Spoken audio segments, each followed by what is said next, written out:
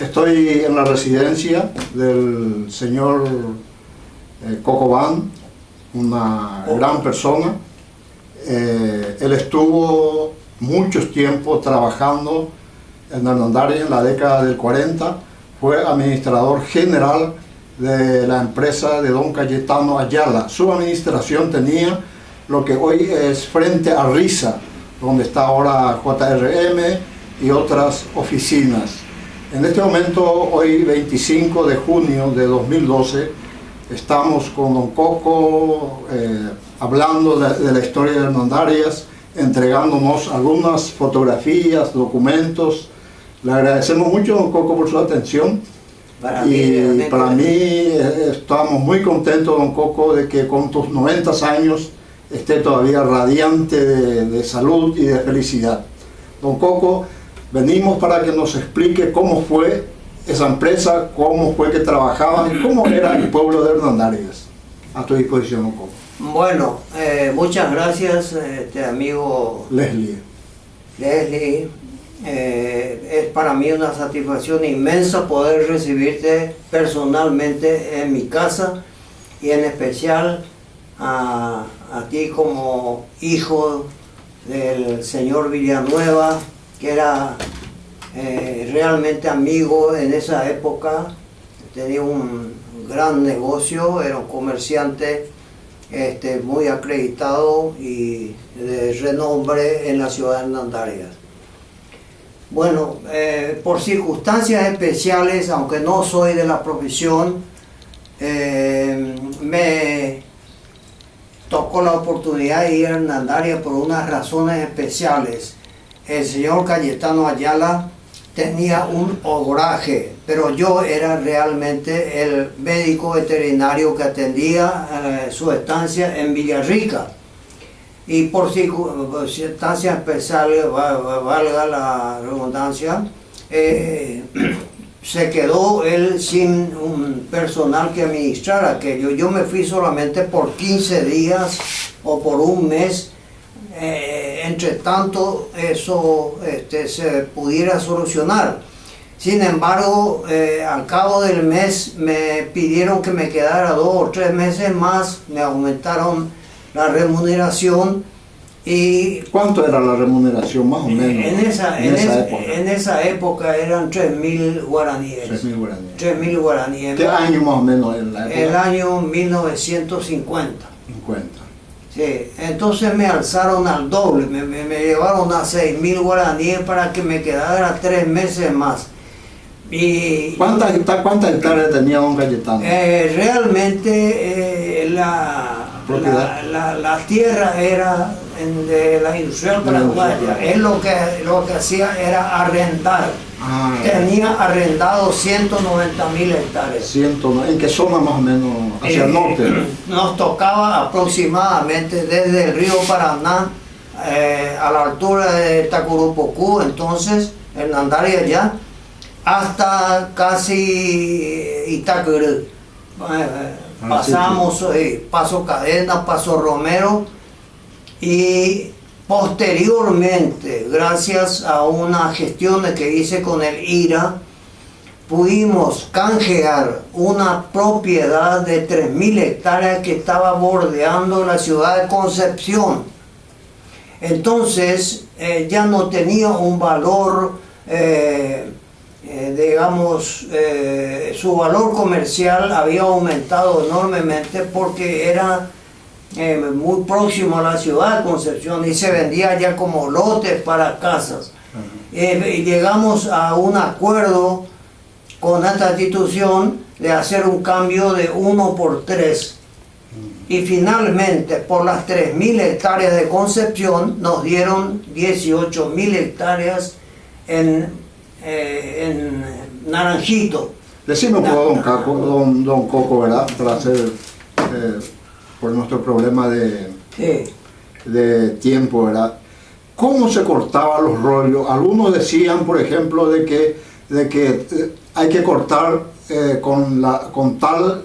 cuando esté la luna, de tal manera que la luna llena, porque si no se corta, las maderas comienzan a a tener problemas. ¿Cómo fue en esa época? ¿Cómo se cortaba y de cuántos cúbicos se cortaba, se talaba el agua? En esa época las exigencias de los compradores argentinos era en cuanto al corte, era de 14 pulgadas por 6 metros, era mínimo, 14 y 6 metros de largo. No era que se cortaba entonces así en forma... No era en forma indiscriminada. Y al mismo tiempo el promedio casi siempre alcanzaba 20 cúbicos. Pulgadas, 20 metros cúbicos. Y sobre la luna... Y sobre la cuestión de la luna, la influencia realmente era en la luna, no había que cortar. Había que cortar. ¿En qué época era la luna? Había que cortar en menguante. Ajá, había que cortar en menguante porque si no, sobre todo esto se notaba en el guatambú, que era la madera más... la madera más delicada en cuanto a ese tema. Porque si se cortaba fuera de época, al poco tiempo, a los 3 o 4 meses, empezaba a picarse. Empezaba a picarse, entraban los bichos acá a agujerear la madera. De manera que había que tener mucho cuidado con eso. Ahora, en cuanto a la madera dura, realmente no había mucho problema. Pero mínimo, ¿cuántos tenían que ser? ¿Cuántos cúbicos? ¿Cuántos metros? 20 cúbicos. Sin eso, nada. No se recibía. A veces recibían poca cantidad, un 10%, menos de 20 cúbicos. Tenía que tener 20, 22, 23. Ahora, cuando pasó el tiempo, las exigencias eran menores y recibían también alguna manera. ¿Cómo en esa época se cargaba el rollo al camión? ¿De qué manera? Teníamos que preparar primero una planchada libre, digamos, se echaba una hectárea o 2 hectáreas limpio a los efectos, sin los troncos, dejar una playa limpia a los efectos de depositar ahí los rollos con las carretas. En plena selva. En plena selva. Teníamos nosotros 14 carros y más o menos 140, 150 bueyes que turnábamos turnábamos de acuerdo al trabajo que hacían. Con carros alza prima. Son carros alza prima. ¿Y cómo los peones trabajaban? En el borde de esa planchada se hacía como un pozo, digamos, alargado, a los efectos que el camión bajara allí y quedara la carrocería del camión a nivel del terreno. Y con 3 personas, 2 ayudantes y el chofer, entre 3 eran más o menos la cantidad suficiente de personal para poder cargar un camión. Con palanca. Con palanca. Primero, en los primeros tiempos. No, siempre. En nuestra época, siempre con palanca. Con palanca. Se alzaba el rollo. ¿Y cómo alzaban arriba también? ¿De qué manera alzaban? Encima de... Se ponían, ¿cómo se llama? Otras 2 palancas. Y entonces de abajo... ¿Tablones? No, las mismas palancas. Teníamos 2 tipos rollitos. Pero todo era entonces todo era a un brazo. Todo era a hombro. Entonces, mientras el chofer atajaba con la palanca una punta, los otros 2 alzaban sobre el rollo de abajo. Generalmente en nuestra época se cargaba solamente dos rollos arriba del tercero. Generalmente. Dígame, un camión llevaba 5 rollos. ¿Y cómo se ataba? ¿De qué manera se ataba? ¿Había una palanca también? Con cadenas. De un lado se ponía a un gancho, se enganchaba, ¿verdad? Y se pasaba la cadena arriba de los rollos, y entonces del otro lado también se ataba, pero quedaba la cadena floja, y con una vara se pasaba por abajo la cadena a los efectos de torcer. Entonces se torcía la vara se torcía, y entonces cuando llegaba al máximo, eso se ataba con un cuero. Para eso tenso quedaba entonces. Quedaba tenso completamente, era imposible que las maderas se movieran. Pero ¿qué fuerza tenían los peones, los personales paraguayos de esa época? No necesita mucha fuerza, lo que necesita es técnica. Se ponía la palanca, y entonces se estiraba la palanca, y como tenían larga distancia, una palanca tendría 3-4 metros, era factible que en la punta nomás se pusiera la cadena, y eso era suficiente como para tensar y que no se movieran las maderas. ¿Y más o menos a cuántos kilómetros de la ciudad de Hernandarias tenían ustedes esa planchada? Teníamos varias planchadas, porque trabajaban por zona. Un promedio, por ejemplo, de la mayor distancia. La mayor distancia, unos 70 kilómetros. ¿Cuántas horas entonces tardaba para llegar al puerto Fátima? Más o menos hora y media, 2 horas. 70 kilómetros. ¿En 2 horas llegaba ya? 2 horas más o menos. Pero entonces el camino era bueno, Teníamos un grupo, un personal de 5 hombres que se encargaban exclusivamente de arreglar el camino. Cuando se destruía mucho después de una lluvia, parábamos un día o dos. Entonces los 60 hombres, 70 hombres que pertenecían a la sección transporte, incluyendo los choferes y demás, íbamos en un camión, 40, 50 hombres, y cada kilómetro yo hacía dejar 2 personas. Entonces con palas y asadas, lo que se arreglaba eran solamente los pozos que iban quedando. Porque no era un camino como son actualmente, digamos, de 10 metros, eran solamente carreteras, solamente cabían las 2 ruedas. ¿Y qué marca era en la década del 50 el camión que trabajaba en la selva? Teníamos 4 camiones internacionales. ¿Anastero? Anasta, 4 camiones Anasta. ¿Americanos?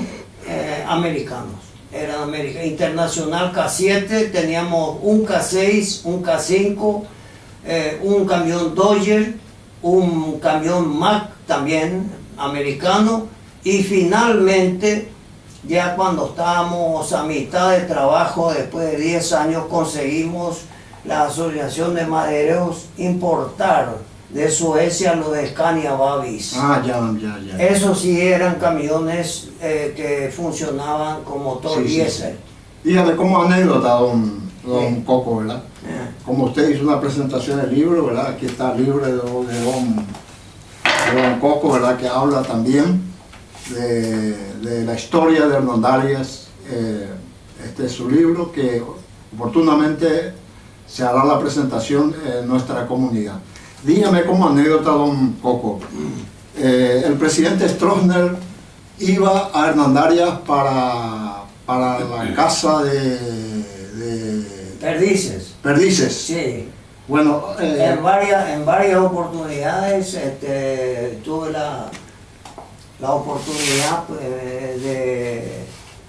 contactar con él porque me pedía los camiones para poder ir a cazar. Las pericias no estaban en Hernandaria, había que ir 20 kilómetros, había que ir al kilómetro 20. Al kilómetro 20. Sí. Y dígame, ¿él en qué iba entonces? Iba en un avión especial. Generalmente iban 2 aviones. ¿Y dónde quedaba ese aeropuerto en Hernandarias en la época de ustedes? No era aeropuerto, en el centro era mismo, una pista de aterrizaje que tengo la satisfacción de haber construido yo personalmente con mi mano, con mi tractor, o con nuestro tractor, digamos. Yo construí, y en mi condición de piloto, pues, sabía... Usted también es piloto aviador. Yo soy piloto aviador civil, soy piloto recibido en el Aeroclub de Paraguay. Después hice el curso de aviación comercial en Venezuela y vuelos nocturnos y vuelos de instrumentos en Estados Unidos 6 meses más. ¿También estuvo en Venezuela? Estuve en Venezuela 20 años trabajando, contratado por la empresa Rockefeller. Por la empresa. Dígame, ¿y Stroessner cuando iba en esa época, en qué año fue entonces, en qué década? ¿La década del 50? Desde el año 50 al 65. 15 años tuve con... ¿Y llevaba perros o cómo fue? No, con escopetas. ¿Nada de perros? No, nada, no llevaba. ¿Y quién hacía volar entonces ahí en el campo? Iban separados, uno para allá, otro por aquí, a 20 metros, a 30 metros, pero siempre empujando, digamos, y la perdices de repente, cuando se le acercaba mucho, volaban y ahí le disparaban. No habían perros. No habían perros. No. Entonces había miles y miles de... Era la capital de las perdices. Como también teníamos mucho en ese campo guaviramí, ¿verdad? Lleno de guaviramí. Y seguramente por eso las perdices ahí estaban. Es probable que era parte de la alimentación de las perdices, por eso. Para los jóvenes, ¿qué es el guaviramí? Es una fruta de un arbustoide pequeño. Tendría 1 metro máximo, metro y piquito, 1,20 m. Sí. Y se cargaba de fruta, una fruta sabrosa. Tanto es que los domingos a veces hacíamos un paseíto por allá, la familia, y llevábamos algunos canastos o algunos recipientes en que traer, algunos bolsones, así mismo. y traíamos a la casa. Pero más era satisfactorio comer allí mismo. Allí mismo sacábamos de la planta. Ustedes tenían la administración frente a Risa, como también tenían el taller, ¿verdad? Teníamos un taller con un mecánico y 3 ayudantes. Todo lo necesario, teníamos soldadura autógena, soldadura eléctrica y de las herramientas necesarias. Además, teníamos en la administración misma una pieza con todos los repuestos que habitualmente se necesitaba. La administración o la residencia era de 2 pisos. De 2 pisos. De 2 plantas, totalmente de madera. Totalmente. ¿Y el techo? El techo de zinc. El techo de zinc. El techo de zinc. Y tuve la satisfacción, a pesar que no soy de la profesión, pero yo suelo comentar siempre que soy un arquitecto frustrado. Dígame, don... Yo hice el plano, yo mismo dirigí la... ¿Cuántos metros tenía esa propiedad? La administración con el taller. 2 hectáreas. ¿Adentro, dentro de Hernandaria, 2 hectáreas. ¿La administración, la residencia? Sí. 1 hectárea es la que usábamos adelante y atrás 1 hectárea que fue el antiguo cementerio. El antiguo cementerio. El antiguo cementerio. Después, ya cuando la gente se le apagó, digamos, ese temor o esa, digamos, temor, no querían construir casas, y de a poco yo fui dando al personal, y 2 o 3 de los choferes construyeron su casa. Totalmente gratis el terreno, para Sí, ellos. Para ellos sin cobrar absolutamente nada. Cambiando de tema, don Coco, ¿verdad? Sí, Usted está regalando al Museo Tacurupucú una flecha, sí. un arco y luego también una piedra. Si podría hacer un comentario sobre esto y también sobre el arco, Sí, don Coco. Bueno, esto realmente corresponde a lo que los guayaquíes usaban y construían de una piedra bastante dura, por cierto, lo usaban como hacha. Tenían acá un arco y un mango, y con un buen bepí lo fijaban y servía de hacha. Como me era muy incómodo en esa época, tuve que sacar y usar solamente esta piedra. Esto está en mi poder hace 50 años y lo llevé cuando fui contratado a Venezuela. Estuvo conmigo 20 años, luego llevé a Estados Unidos 4 años y hoy está aquí en Asunción, después de esos viajes, 20 años más. Y estoy haciendo entrega al amigo Leslie con muchísima satisfacción, porque sé que va a quedar en buen poder, en poder de él, o tal vez en el museo virtual. En el museo de Hernandarias, y se va a perpetuar seguramente ahí por mucho tiempo, porque por el tipo de material. Ahora, como escribo en mi libro, y esto creo que va a ser muy largo explicar, pero voy a tratar de reducir lo más posible. Cuando nos hicimos cargo de Naranjito, de la propiedad de 18.000 hectáreas, tuvimos que sembrar 3 o 4 hectáreas de maíz, a los efectos de que eso sirva como alimentación al personal. Y estaba a cargo de uno de los choferes y eran para todos, era cuestión de ir a sacar nada más. En una oportunidad uno de ellos fue a traer maíz y encontró que habían sacado esa noche una gran cantidad de maíz, estaban sacando, y eran los indios guayaquíes que vivían en esa zona. ¿Salvajes? Salvajes, cabrajes, sí. Yo tengo un personal que le metieron un flechazo, es otra historia que está también en el libro.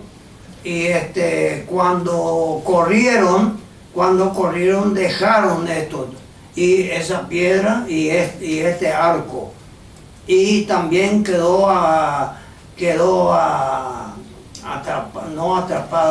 tapado con hojas un indiecito guayaquí, que en esa época nosotros le dimos aproximadamente unos 5 años, pero tendría más. Después nos dimos cuenta que nos habíamos equivocado de la... tenía tal vez 8 o 9 años ¿Y ya. cómo se llamaba? ¿Cómo le llamaron a Bueno, finalmente, como no tenía nombre y teníamos que llamarle, le pusimos el nombre Fernando. Inicialmente yo, así en son de broma, le puse Fernando Magallanes. Pero en la casa los familiares nuestros me decían que no era prudente, porque a través del tiempo pudiera incidir negativamente sobre la personalidad de él.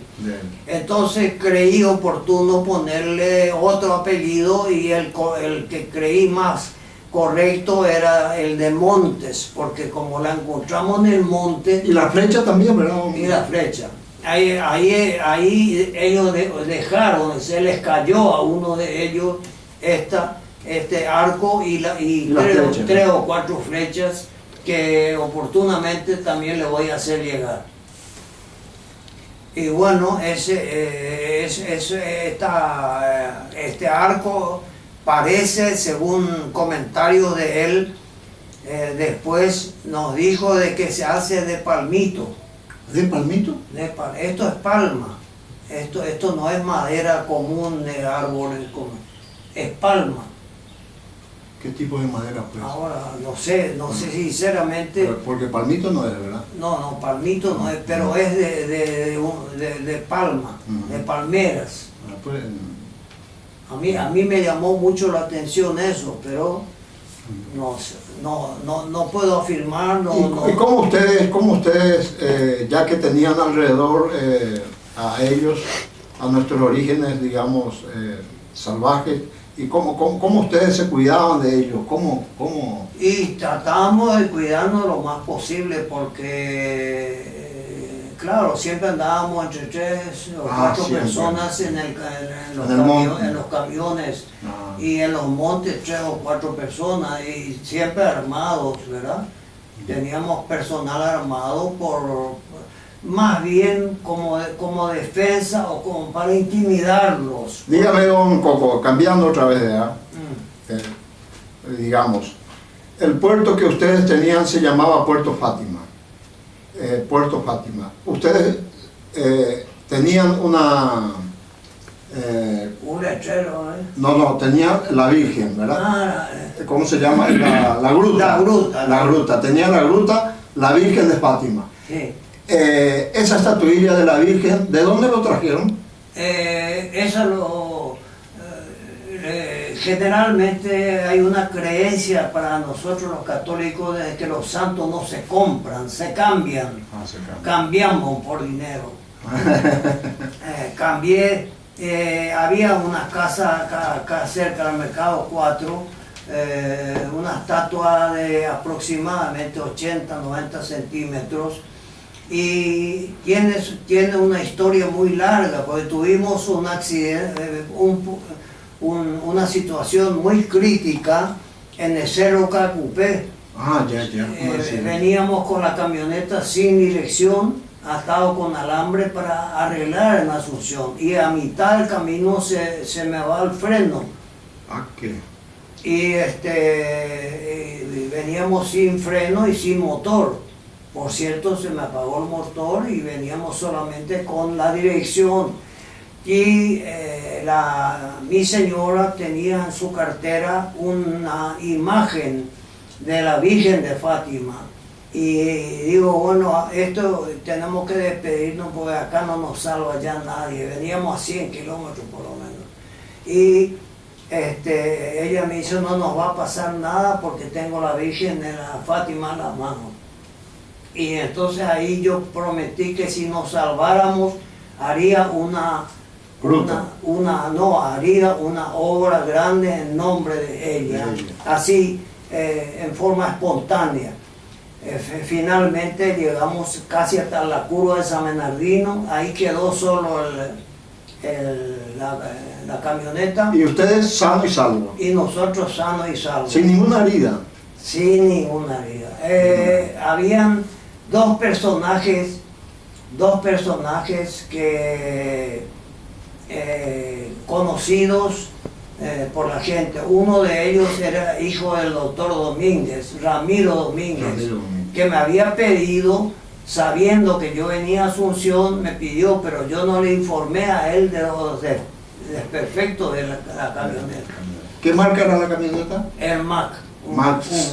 Una camioneta Era un camioncito de 5 toneladas que nosotros convertimos en una camioneta. En una camioneta. Dígame... Y el otro señor era Santa Cruz, creo que se llama así, y nos salvamos todos. Entonces, en homenaje a ese hecho, fue que yo resolví construir una gruta y fundar un puerto sobre el río Paraná. Sí, nosotros lo hemos conocido porque alrededor había mucha guayaba, ¿eh? Sí, bueno. ¿Usted se acuerda de doña Emilia Pimienta? Sí, me acuerdo, cómo no. ¿Cómo era como persona? Pero no tenía una amistad mucho, pero la conocía, sabía que... Ella tenía una granja, ¿verdad? Una granjita tenía allá por la mitad camino del puerto, ¿verdad? ¿A don Prudencio Agüero? A don Prudencio Agüero, como no me acuerdo. Tenía también una granja ahí cerca. Sí, Tenía don Santa Cruz, había varios, don Benítez, las personas Aparicio que vivían, Benítez. la familia que vivían allá. Sí, Bueno, me acuerdo de ella, me acuerdo de doña Crispina que tenía el hotel, me acuerdo del señor Quevedo que era el juez. el juez, me acuerdo de el señor Sandoval, Marco Sandoval. Marco Sandoval, Neneco González Navero, estaba el señor Espica, César Espica, Don José Melgarejo. don José Melgarejo, que un tiempo trabajó con nosotros, También, fue contador. sí. Fue contador. Él fue contador de nuestra empresa. Don Marcial Arias, Marcial Arias, era el que medía los rollos a don Pancho. ese mismo. Y dígame, esa virgen que ustedes lo tuvieron ahí, la Virgen de Fátima, Sí. ¿dónde después se trasladó? Posteriormente, a mí me contrataron, la empresa Rockefeller me contrató para administrar sus bienes en Venezuela, su hacienda. Tenía 5 estancias, yo era el administrador general con 500 hombres a mi cargo allá, 3 aviones, 3 pilotos y 3 veterinarios. Estando allá, la pregunta era... ¿Qué pasó de la Virgen de Fátima? ¿A dónde fue trasladada? Estando allá, yo recibo una comunicación telefónica del Monseñor Ismael Rolón, que era muy amigo nuestro, y aprovechando la oportunidad digo que también estuvo de vacaciones en mi casa 15 días en Caracas, el Monseñor Rolón. En esa comunicación telefónica él me dijo de que un grupo de personas de Hernandarias le habían visitado y le habían comunicado de que se resolvió sacar la gruta, sacar la Virgen de ahí porque iban a quedar 80 metros bajo agua. Y entonces él le dijo, preguntaron estas personas le preguntaron qué se podía disponer para eso. Y dice, yo no puedo disponer porque esto es el señor Banks. Entonces cuando él me informó eso, yo le contesté que yo había entregado eso al pueblo de Hernandarias y que realmente la población, los ciudadanos de Hernandarias eran los dueños. Porque hay un barrio en Hernandarias que se llama Barrio Fátima. Sí, a eso voy. Entonces resolvieron sacar la gruta y en procesión llevaron a Hernandarias. Todo el pueblo de Hernandarias llevó a la Virgen en procesión y le hicieron una pequeña capilla. En los alrededores de Hernandarias, Sí, ya un poquito retirado. Así mismo. Bueno, con el tiempo, pasaron eso hace 50 años, se convirtió eso en un barrio grande y que tuve la satisfacción hace 8 días de ir a visitar y me quedé sumamente emocionado. Le impresionó bastante. Me impresionó mucho. ¿Todavía la Virgen lo tienen ahí? Está la Virgen ahí. Está la Virgen en la capilla. En la capilla. No, hicieron una iglesia después. Sí, una iglesia. Después hicieron una iglesia y entonces la iglesia de Fátima y el barrio también de Fátima. Ahora, yo estoy desde hace un tiempo atrás, llevan 2 o 3 años, haciendo gestiones para usar esa gruta, está intacta, que fue construido por mis manos, yo solo, sin ningún ayudante, construí esa gruta. Tiene 2,20 metros de altura. ¿Pero a 80 metros bajo agua? No, está afuera. Porque ¿Cómo? por razones técnicas después los ingenieros de Itaipú resolvieron llevar 500 metros más arriba, 200 metros más arriba de la gruta. De manera que la gruta está intacta en el mismo lugar. No me digas, don Coco. Sí, Y yo intenté mucho con los directores de Itaipú hablar y me dijeron de que se trata de una binacional y que es una zona restringida, que es imposible entrar. La idea mía era hacer un caminero con las mismas características que tiene porque ese bien podría ser una atracción turística. Claro, hacer con las mismas características que tienen el perímetro de Itaipú, con esa alambrada alta, hacer un camino hasta la gruta y que no tenga conexión con Itaipú, solamente la gruta, más o menos 10 metros de ancho y tal vez tenga 2 kilómetros, 1 kilómetro, no sé, para salir a la ruta que va del kilómetro 7 a Hernandarias. Saldría a esa altura más o menos del puente seco de la Caraí. Por ahí saldría, ¿verdad? Y me dijeron que no era posible. Sin embargo, ahora yo estoy conectado con el ingeniero Freeman, Alfredo Freeman, y él me dice que se va a encargar de las gestiones para que se pueda por lo menos comprar otra virgen e instalar ahí, ya que no se puede hacer porque es una zona restringida, solamente autorizar y que nos acompañen el personal de guardia, ¿verdad?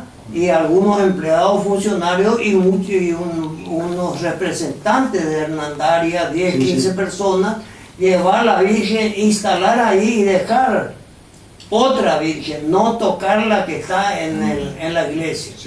Esa es la idea. Y me prometieron que sí.